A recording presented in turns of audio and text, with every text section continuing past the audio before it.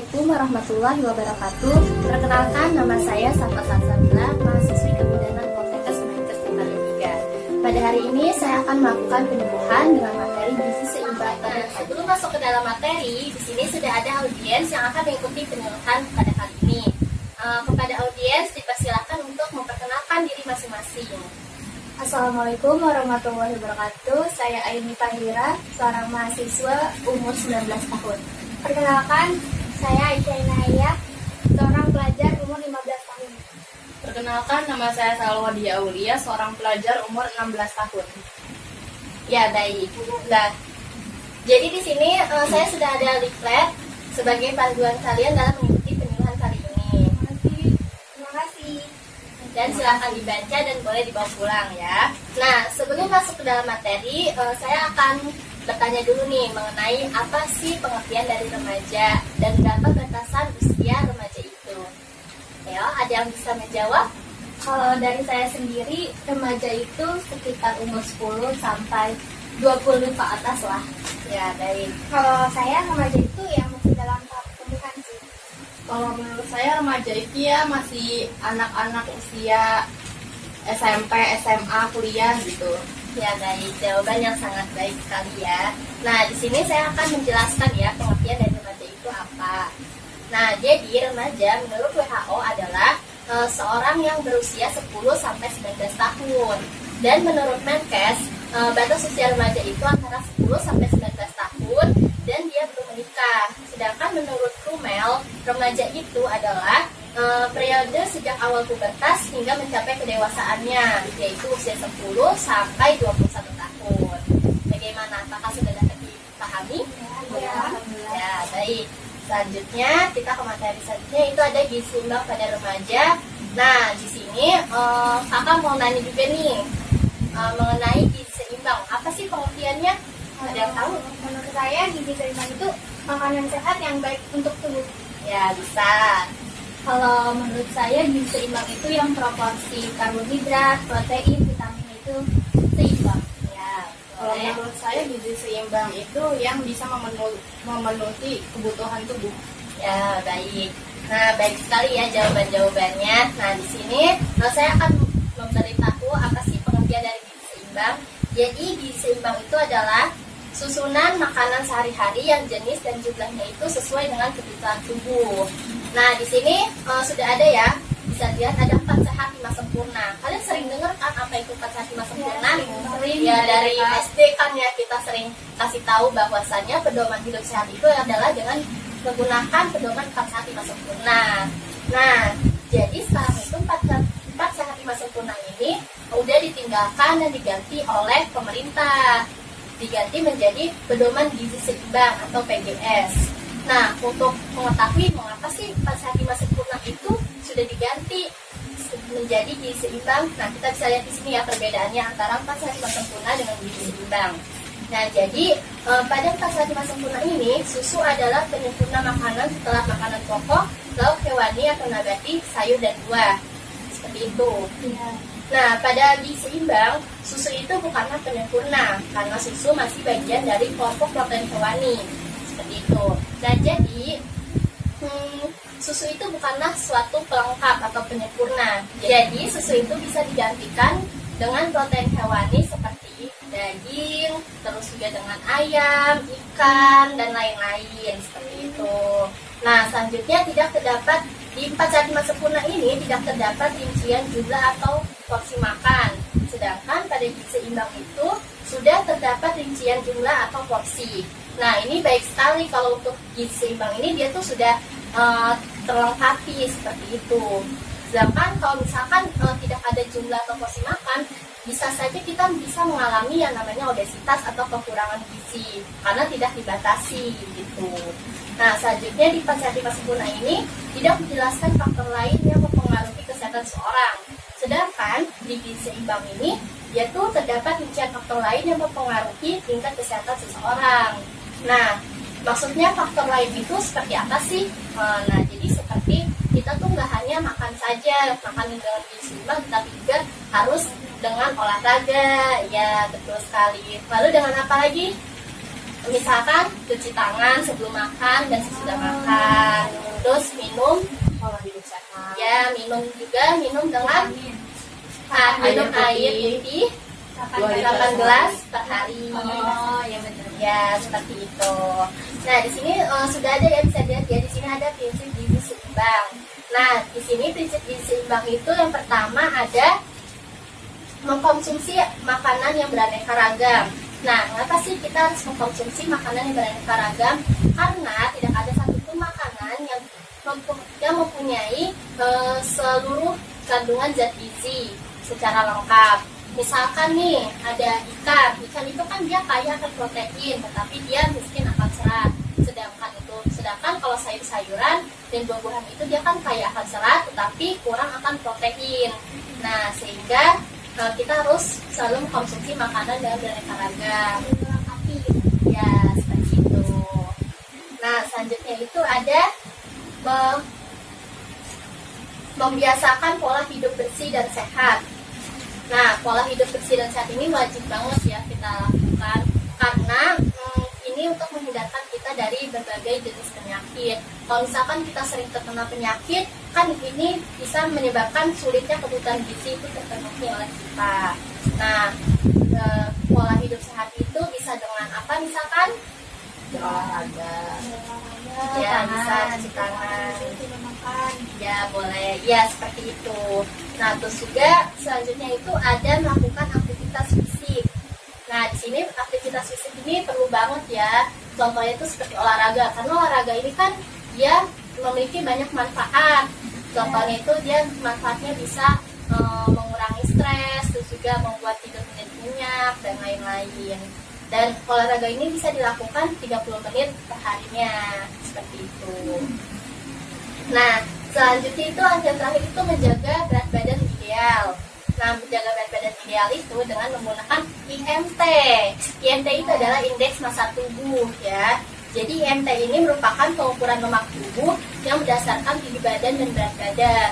Dan nanti kalau misalkan IMT ini kita nanti kan ada hasilnya kan.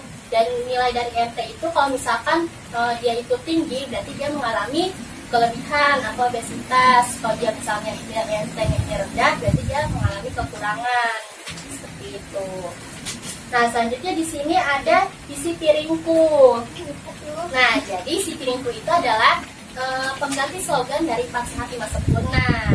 Nah, di sini bisa dilihat ya tadi.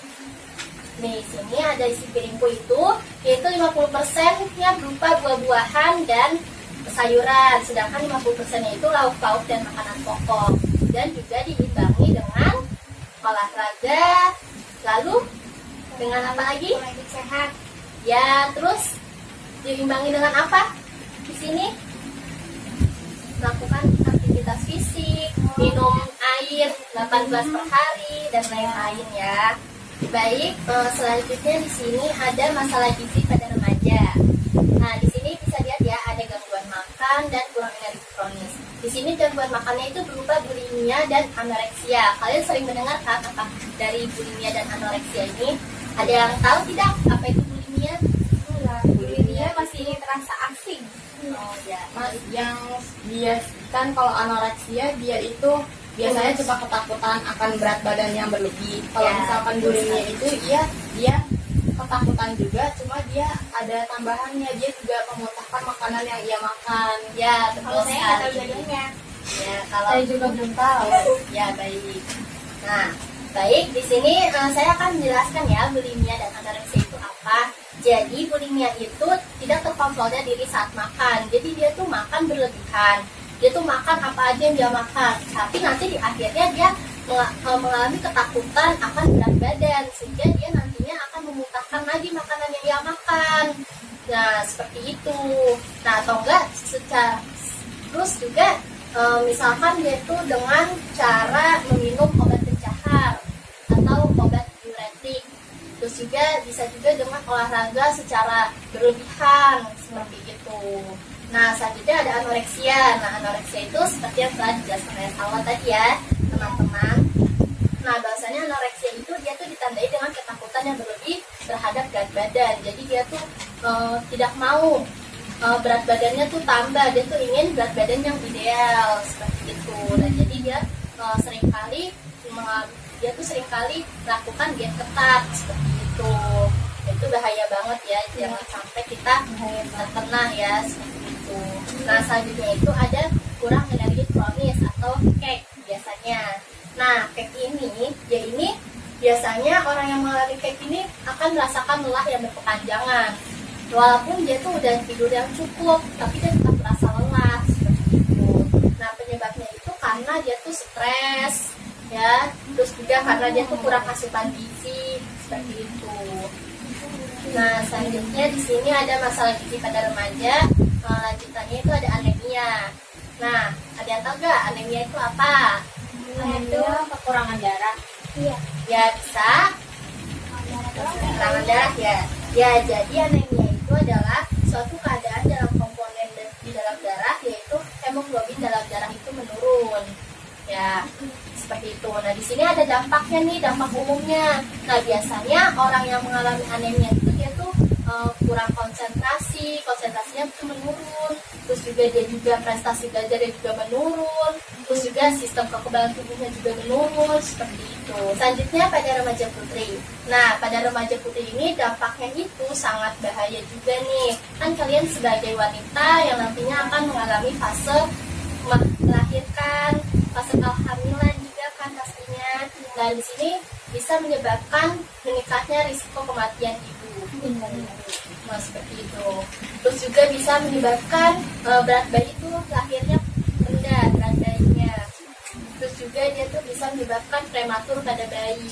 Maka dari itu kita harus menjaga diri kita ya untuk selalu mengkonsumsi zat besi, asam folat, terus juga vitamin C, vitamin A, zinc seperti itu.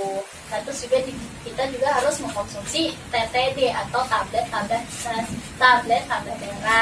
Oh Ya. Nah, jadi kalian tahu nggak tablet darah itu apa aja? Dulu pernah sih pas SMA dikasih, Ya. cuma nggak tahu rincinya itu. Ya, bisa itu tuh seperti kayak sangobion itu tuh termasuk tablet darah juga. Nah, obat yang bisa kita itu temui di apotek itu bisa. Nah, tablet darah ini dikonsumsi saat haid itu setiap hari ya. Terus kalau untuk seperti biasanya tidak haid itu bisa dikonsumsi seminggu sekali. Nah, selanjutnya di sini ada obesitas. Nah, ada yang tahu obesitas itu apa? Tahu kelebihan berat badan. Ya, bisa. Nah, jadi obesitas itu terjadi karena pola makan yang salah.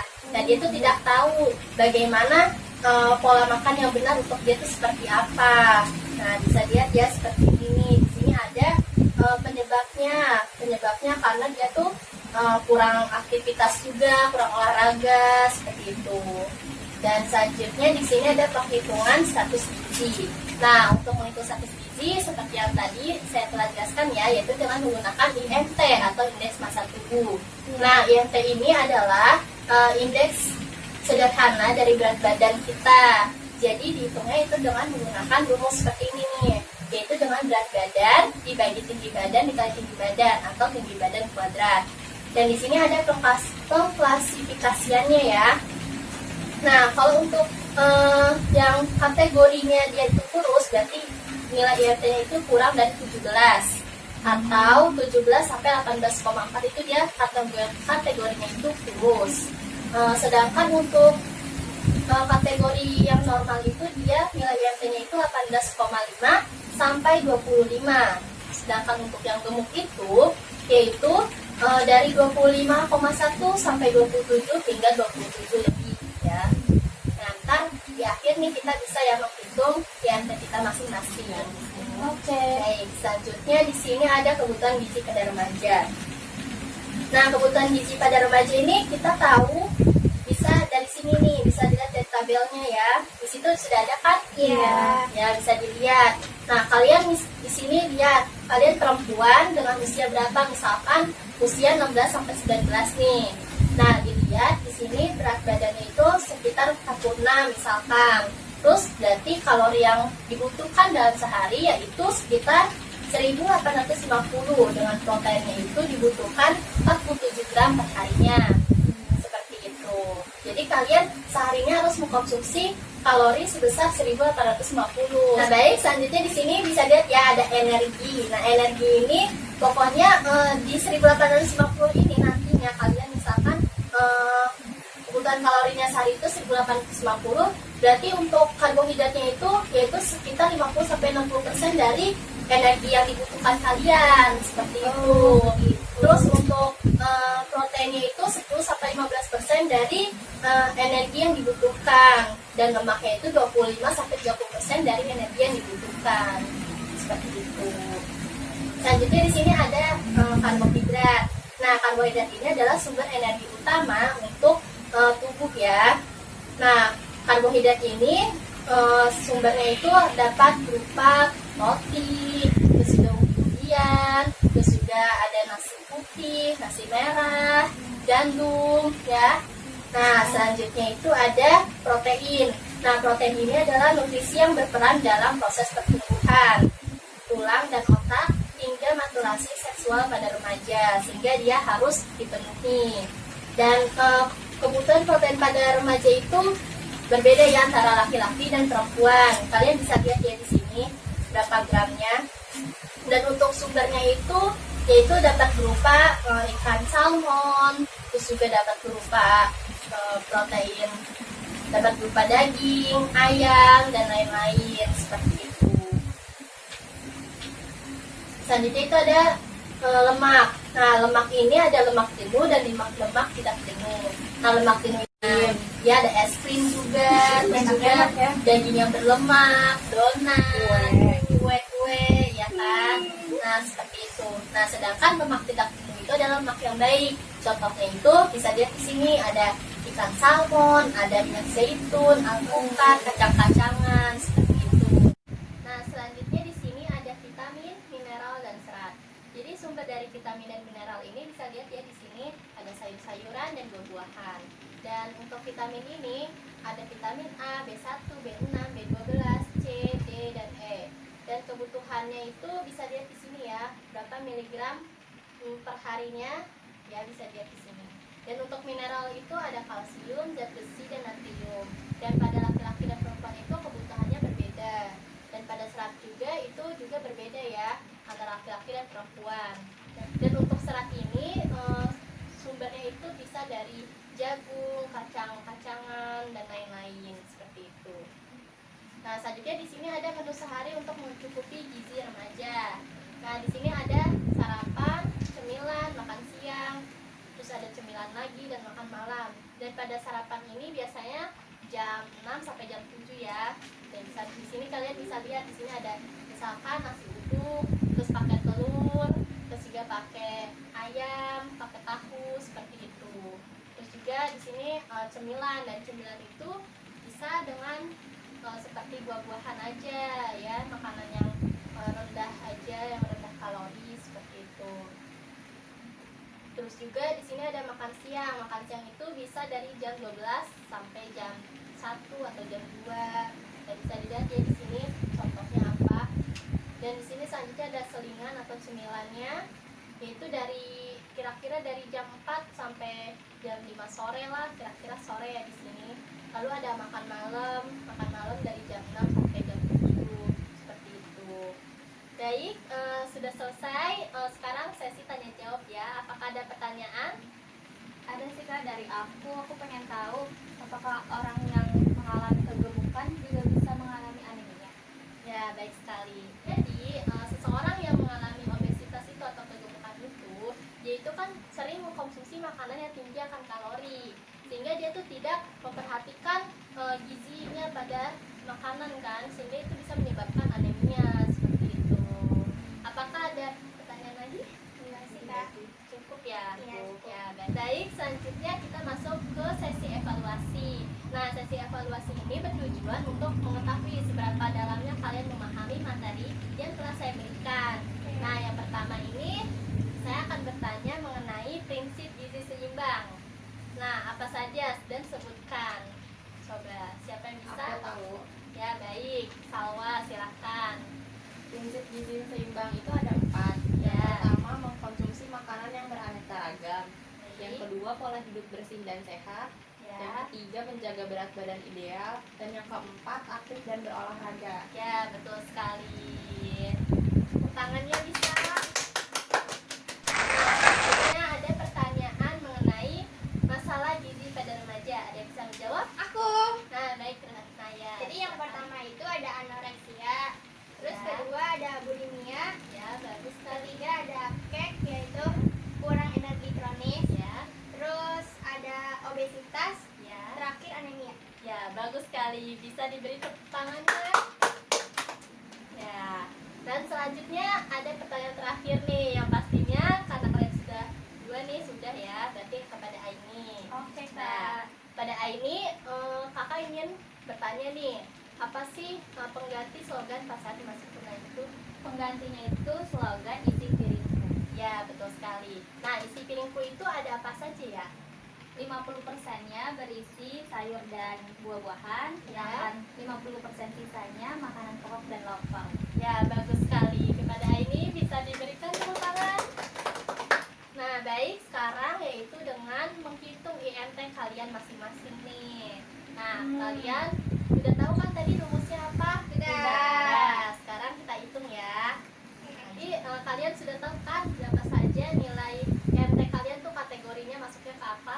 Ayo, dari Naya coba. Kalau aku termasuk normal sih, pas banget Berapa? 18,5. Ya, kalau Salwa, Kalau aku juga normal 19,3. selanjutnya ini Aku termasuk kategori kurus, Kak. IMT-nya 18,2. oh, seperti itu.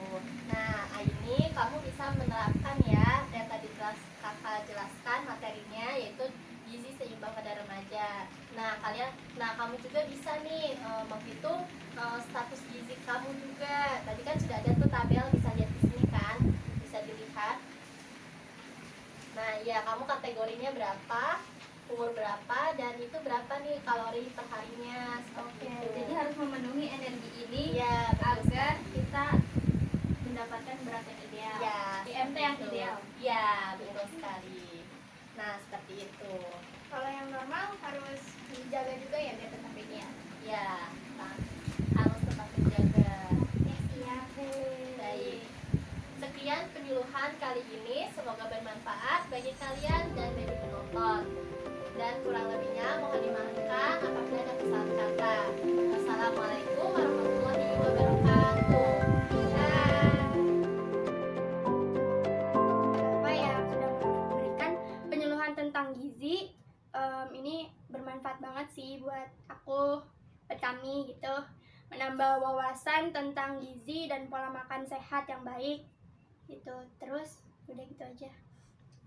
Iya, juga terutama kepada wanita, kita bisa merencanakan kesehatan kita karena kita akan mengalami fase kehamilan dan juga melahirkan kan. Makanya para remaja putri harus banget nonton ini. Bagi aku juga ini bermanfaat banget buat aku dan buat kita semua. Dan semoga penyuluhan kali ini bisa disebarluaskan kepada lebih banyak orang agar mereka juga bisa mengetahui tentang pengetahuan gizi seimbang pada remaja. Udah sih itu aja. Terima kasih buat Kak Safa. Makasih Kak Makasih. Salva.